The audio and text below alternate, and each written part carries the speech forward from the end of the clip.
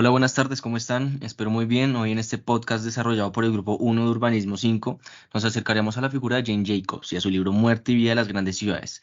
Jane, una de las personas más influyentes en urbanismo actual, fue una divulgadora científica, teórica del urbanismo y activista sociopolítica canadiense. Nacida en Estados Unidos y esta autora revolucionó el mundo de la planificación con su libro The Death and Life of Great American Cities, publicado en 1961. De hecho, mi compañero Andrés les contará por encima qué critica, qué defiende. Sí, claro, Camilo. Jane Jacobs busca en este libro aportar puntos críticos contra el urbanismo que se veía en esa época. Observaba detenidamente las ciudades desde su punto de vista y llegaba a conclusiones de que las ciudades grandes presentaban características como unos usos primarios mixtos dentro de los distritos, edificios mezclados con los antiguos y una alta densidad de población.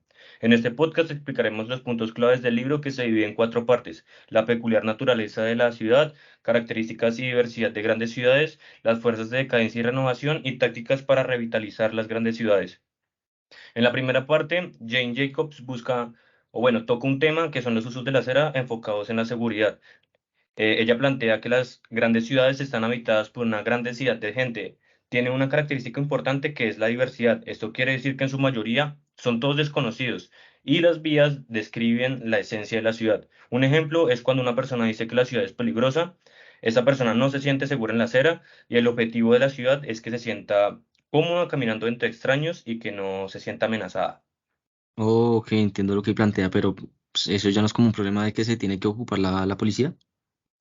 Sí, Camilo, la mayoría de gente cree eso, que es un trabajo de la policía, pero ella plantea una red de vigilancia pública que se establece proporcionando más lugares públicos como locales, comerciales, plazas, tiendas, entre otros. Estos lugares deben de estar pegados a las aceras para que la gente indirectamente se convierta en el vigilante de la ciudad.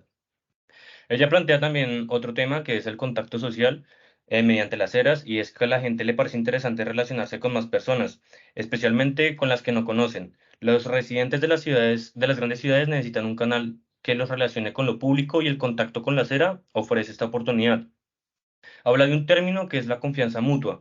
Existen distintas situaciones de contacto como comprar un periódico o también, por ejemplo, sentarse a tomar una taza de café y regatear al vendedor. Jacob denomina personajes públicos a las personas que determinan contacto público en la acera. Listo, Andrés. Lo que cuenta Jacob es muy interesante sobre el contacto público, pero ella también cómo analiza la incorporación de los niños en la acera, ya que pues esto es un factor de atención a los lugares públicos, ¿no? Sí, claro, Daniela, ella toca el tema en la incorporación de los niños en la acera, y plantea que los niños aprenden la responsabilidad pública desde los adultos. Jacobs dice que esa responsabilidad se aprende o imita con comportamientos que ellos mismos ven. Ejemplo, Jacobs habla de su hijo y una situación de que él estaba corriendo por la calle y un señor tendero le dijo que no corriera más por ahí. Él automáticamente lo dejó de hacer y aprendió la responsabilidad de cumplimiento de leyes. Bueno, continuando con otro tema de los usos de parques vecinales, los parques no solo añaden diversidad al espacio público, sino que también devuelven algo al medio ambiente circundante. El papel que desempeña el parque se basa en la cantidad de gente que lo utilice. Cuanto más diversos sean los edificios, más fácil se vuelve la relación entre ellos. Listo, Andrés. ¿Y cómo los parques pueden generar contacto social? El parque durante el día habitará oficinistas, residentes de edificios por su alrededor, y puede que coincidan ya que presentan horarios de visitas distintos como similares, generando un contacto social. ¿Te quedó claro, Daniela? Sí, gracias. Listo. Camilo, Jacobs también habla de otro concepto. ¿Puedes explicarlo? Sí, claro. Ella habla del uso de los barrios. Jacobs piensa que los barrios de las ciudades pueden considerarse órganos de autogobierno. El texto nos da a entender tres tipos de barrios funcionales: la ciudad en su conjunto, las manzanas y los distritos de las grandes ciudades. Estos tres tipos de barrios tienen funciones diferentes, pero se complementan entre sí. ¿De qué forma lo dice o qué dice Jacobs? Bueno, Jacobs menciona que la ciudad en su conjunto es la fuente de los fondos públicos y también es donde se forman, donde se toman las decisiones administrativas y políticas. Si hablamos de manzanas, cada una tiene la función de mantener la seguridad y el contacto social y asimilar a los niños. De hecho, el éxito de estos bloques depende de lo bien que se entrelacen entre sí y cómo se ayuden mutuamente a superar las dificultades sociales. La manzana es débil políticamente y la ciudad en su conjunto es mucho más fuerte en ese aspecto. Por último, la función principal de los barrios del distrito es coordinar la relación entre ambos. Sé que pasamos a una segunda parte, entonces, bueno, hasta aquí se han definido los usos de las aceras, los parques de barrio y los barrios de la ciudad. A partir de estas descripciones, pues podemos ver que una ciudad se compone de diferentes partes. En cada parte muestra una diversidad infinita, por lo tanto, la diversidad es natural en las grandes ciudades, mientras que los usos de cada parte entrelazados entre sí y no funcionan individualmente. Sin embargo, en el pasado, los planificadores urbanos analizan los usos de una parte de la ciudad por separado y posteriormente los relacionaban. Bueno, y teniendo en cuenta este contexto, ¿qué fue lo que propuso Jacobs en su libro? Bueno, Andrea, Jacobs propone que para generar una rica diversidad en una ciudad y asignar eficazmente los recursos deberían cumplirse cuatro condiciones. Primero, que el distrito debe tener usos primarios mixtos para mantener un flujo suficiente de personas que entren y salgan de este. Segundo, que la mayoría de las manzanas sean pequeñas. Un pequeño resumen sería que habla de que las calles largas separadas separan a los peatones de los propietarios de los comercios, mientras que las manzanas pequeñas permiten a los peatones girar fácilmente en las esquinas, así que no solo proporcionan libertad y comodidad, sino que también ayudan a aumentar el número de comercios. La tercera condición es que los distritos tengan varios tipos de edificios. Dichos edificios deben variar en tipo, uso, condición y edad y deben mezclarse entre sí lo más uniforme posible. Por último, la cuarta condición es que la población sea lo suficientemente densa, ya sean residentes o visitantes, y ya con esto, pues es de esta forma que la diversidad solo puede generarse en una ciudad siempre y cuando se combinan las cuatro condiciones mencionadas. Ok, entiendo. Andrea, teniendo en cuenta los factores mencionados, ¿será que nos puedes explicar la relación que existe entre la diversidad y densidad dentro de los centros urbanos? Bueno, en las áreas urbanas se puede encontrar una concentración significativa de masas imponentes de personas. Sin embargo, no se tiene en cuenta la conexión entre esto y la diversidad dentro de los distritos urbanos, en particular los que se utilizan con fines residenciales. Hay una mala percepción de parte de muchos al pensar que todas las áreas con una alta densidad de viviendas funciona bien, Y Andrea, ¿por qué se genera esta confusión? ya que los términos alta densidad de viviendas y sobrepoblación se utilizan con frecuencia erróneamente. El primero se refiere a la densidad de viviendas por hectárea de terreno, mientras que el segundo se refiere al número de personas que viven en una sola vivienda en relación al número de habitaciones, es decir, más de 1,5 personas por habitación. Sin duda, la sobrepoblación de baja densidad puede ser aún más deprimente porque hay menos oportunidades para la interacción social, el escape y el activismo político en áreas de baja densidad. Como ya se ha comentado, el hecho de que existan variaciones de alturas y niveles de las primeras plantas y diferentes configuraciones de los accesos dotan a su arquitectura de una variedad de usos, lo que evita que parezca inconexo y fragmentado. Daniela, ¿podrías hablarnos un poco sobre la tercera parte?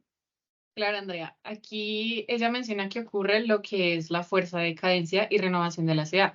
La fuerza de renovación se refiere a la diversidad que se encuentra en un mismo lugar, varios usos del suelo y, Pero espérate, ¿es por esto por la que la diversidad de la ciudad se autodestruye?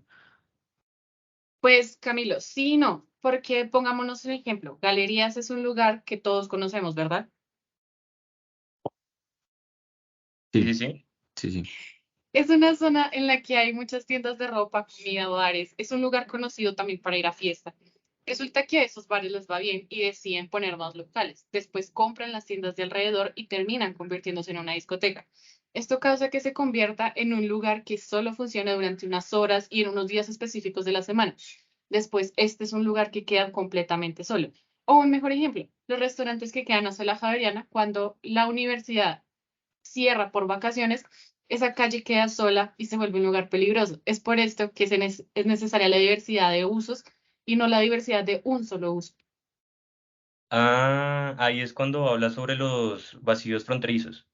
Exacto, Andrés. Se generan estos lugares en los que no puedes circular con tranquilidad en ciertos momentos, que si te pasa algo es probable que nadie lo vea. Un ejemplo es el 7 de agosto. Es una zona comercial que funciona en horarios específicos, pues yo vivo ahí y a mí me causó miedo llegar después de las 5 de la tarde precisamente por esto.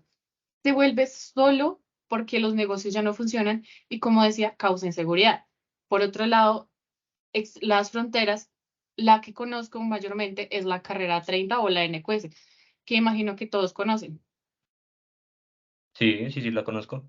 Sí, claro. Bueno, Para pasar por ahí debes usar un puente, que tampoco es que sea un sitio muy seguro, es una frontera y se convierte casi en un borde si lo vemos desde la perspectiva urbana. Esto mata la ciudad porque si de un lado se encuentra un barrio y del otro se encuentra otro, nunca van a interactuar de la manera en la que deberían. Un mejor ejemplo de un vacío también, el Parque Tercer Milenio. Es un parque gigante, el cual si una persona está en el centro, esta no podría ser vista por alguien de los laterales. Esto puede hacer que cualquier cosa en ese parque pase y nadie se entere. Es por esto que se vuelve otro lugar peligroso en el que cualquiera corre un riesgo al pasar por ahí solo. Claro, entiendo mucho mejor lo que dices, pero esto no afectaría a los barrios. Sí, Andrea, y esa es precisamente una de las consecuencias de todo esto, a causa de que los barrios se convierten en zonas de alto o de bajo valor. Es decir, hay barrios residenciales en los que es muy caro vivir y otros en los que es súper económico. Esto afecta demasiado también cómo viven las personas, cómo vive la gente. No es lo mismo vivir en un barrio marginado a vivir en una zona comercial. Vivir sale demasiado caro, mientras que en otros barrios no. Un ejemplo, el arriendo en un lugar puede costar 1 millón de pesos, por así decirlo, pero donde yo vivo puede llegar a costar hasta 3 millones de pesos mínimo. Entonces, esa es una de las consecuencias que vemos de que no haya la diversidad o de que no se encuentren diferentes usos en un mismo lugar o en el mismo barrio. El costo de vida cambia según el lugar. Y bueno, pues faltaría hablar de la cuarta parte. Andrea, ¿por qué no nos cuentas un poco de esta y complementas tú, Nicolás? Claro, Daniela, como sabes, todo el mundo que valora las ciudades le molestan hoy los automóviles. Y es que el valor de la ciudad es la diversidad de opciones para desarrollar distintas actividades, pero es casi imposible aprovecharlas y es muy difícil moverse. Un buen transporte y una buena comunicación no solo son difíciles de obtener, son necesidades básicas, y se vuelve aún más complicado si el comercio es el principal motor económico de la ciudad. O sea que entonces los automóviles son el problema de la erosión de la ciudad. Por definición, los autos no destruyen las ciudades. Por el contrario, con su velocidad y potencia mecanizada, facilitan el equilibrio de densas poblaciones con un flujo de tráfico efectivo para personas y mercancías. Muchos distritos urbanos son escasos e intransitables, a excepción de los automóviles privados. Por ello, el uso de estos no solo reduce la intensidad del entorno urbano, tal y como existe actualmente, sino que también dificulta la alimentación de áreas que requieren una intensidad de uso nueva o mayor. Uno de los objetivos es aumentar la eficiencia del transporte público y la creación de un conjunto de caminos intricados. Bueno, retomando un poco el texto, la composición de las ciudades juega con las escalas y la percepción. Nicolás, cuéntanos cómo se acerca Jane a este sentido perceptivo. Bueno, partiendo de entender que por el uso de estrategias urbanísticas y de diseño nos trazan un orden visual y de vida, puesto que la ciudad se habita. Es así como la importancia de la diversidad llega a ser tan crucial en nuestras vidas que las ciudades requieren nuevos hitos y que estos hitos se generan a partir de cruces de situaciones urbanas y generen nuevas relaciones. Esto lo traducimos en nuestra tendencia a glorificar espacios públicos efectivos y bien diseñados, porque parten de unas bases urbanas sólidas en pro de la vida, de la vitalidad urbana, y pues todo esto lleva al orden visual y compositivo de la ciudad. Bueno, partiendo entonces de esta idea, los conjuntos que por su carácter económico han sido considerados fuera del ideal de ciudad, ¿es esto corregible o se han planteado estrategias?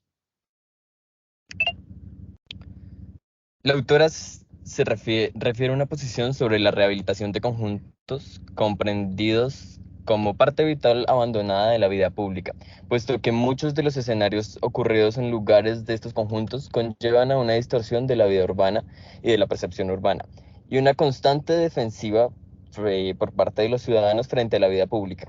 Ella plantea una serie de recomendaciones, pero resalta la vigilancia y el cuidado de los pasillos para la rehabilitación de los conjuntos, junto con los ascensores de los proyectos y de ingresos bajos.